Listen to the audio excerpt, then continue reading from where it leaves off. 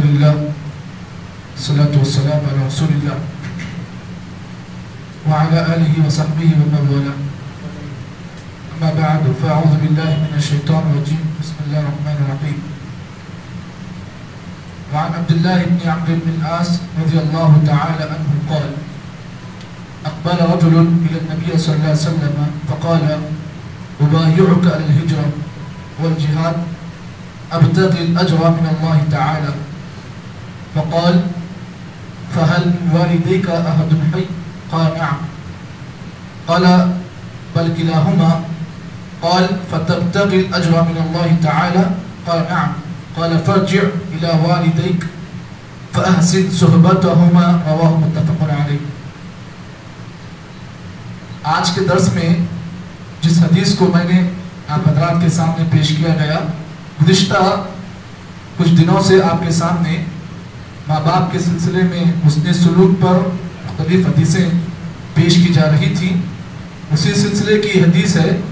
اور ابھی حدیث حضرت عبداللہ بن عمرو بن العاص رضی اللہ تعالیٰ عنہ ہے. فرماتے ہیں اقبل رجل الی النبی صلی اللہ علیہ وسلم، اللہ کے نبی صلی اللہ علیہ وسلم کی خدمت میں ایک آدمی آیا.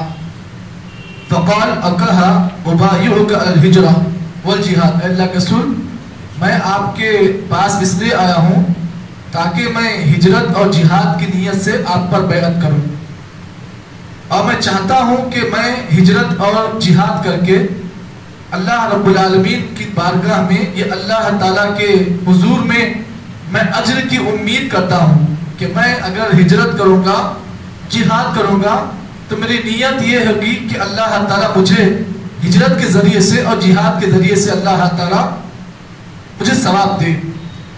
نبی اکرم صلی اللہ علیہ وسلم نے اس آدمی سے کہا، سوال کیا کیا فَهَلْ مِنْ وَالِدَيْكَ أَحَدٌ حَيٍّ، اے شخص تیری نیت تو اچھی ہے، تو یہ چاہ رہا ہے کہ ہجرت کرے، جہاد کرے، لیکن سوال تجھ سے یہ ہے کہ کیا تیرے ماں باپ میں سے کوئی زندہ ہے؟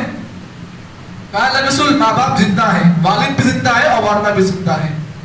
نبی اکرم صلی اللہ علیہ وسلم نے کہا فَتَبْتَغِ الْأَجْرَ مِنَ اللَّهِ تَعَالَى، اگر تو حقیقی معنی میں اللہ تعالیٰ سے ثواب حاصل کرنا چاہتا ہے تو اپنے والدین کی خدمت کر، ان کے ساتھ اچھا سلوک کر، ان کے ساتھ اچھے انداز سے پیش آ، تو اللہ تعالیٰ کے تو جو ثواب چاہ رہا ہے اللہ تعالیٰ ان کی خدمت کرنے میں تجھے اللہ تعالیٰ جہاد کا بھی ثواب دے گا اور ہجرت کا بھی تجھے اللہ تعالیٰ ثواب دے گا.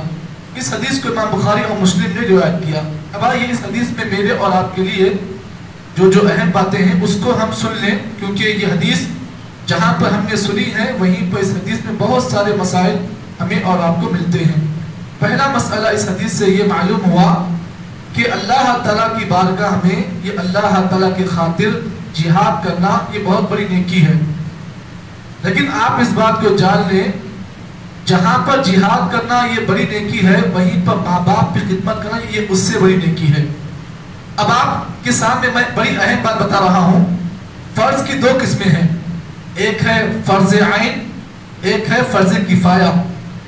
فرض عین کا مطلب یہ ہوتا ہے کہ آدمی پر وہ چیز کرنا واجب ہو جاتا ہے، اور فرض کفایہ کا مطلب یہ ہے کہ اگر مسلمانوں میں سے، پورے مسلمانوں میں سے اگر 2-4 مسلمان اگر وہ کام کر لیتے ہیں تب بھی اس کا اجر سب کو ملتا ہے. یہ فرض کفایہ ہے. اب آپ بولیں گے فرض عین اور فرض کفایہ دونوں میں فرق کیا ہے؟ فرض عین کا مطلب یہ ہے کہ آدمی کے اوپر، ہر ایک کے اوپر وہ کام کرنا واجب ہوتا ہے. مثال کے طور پر اس کی مثال ماں باپ کی خدمت کرنا یہ فرض عین ہے، اور جہاد کرنا یہ فرض کفایہ ہے.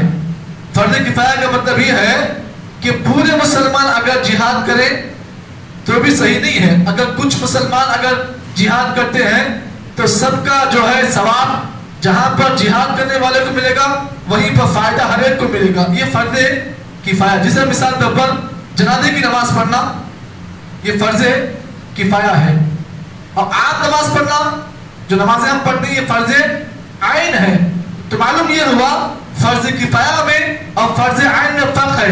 اسی طریقے سے دعوت کا کام کرنا یہ فرض کفایہ ہے، یعنی اگر پورے مسلمان دعوت کا کام کریں تو اللہ نے ہر ایک پر واجب نہیں قرار دیا ہے. اللہ نے کہا کہ تم میں سے ایک جماعت ایسی ہونی چاہیے جو لوگوں کو دین کی دعوت دے, لوگوں کو نیکی کا حکم دے اور برائی سے روکے. یہاں پہ اس حدیث میں میرے اور آپ کے لیے دوسرا مسئلہ یہ معلوم ہوا کہ ہر ایک مسلمان پر اللہ کے راستے میں ہجرت کرنا اور جہاد کرنا یہ واجب ہے. کب واجب ہے؟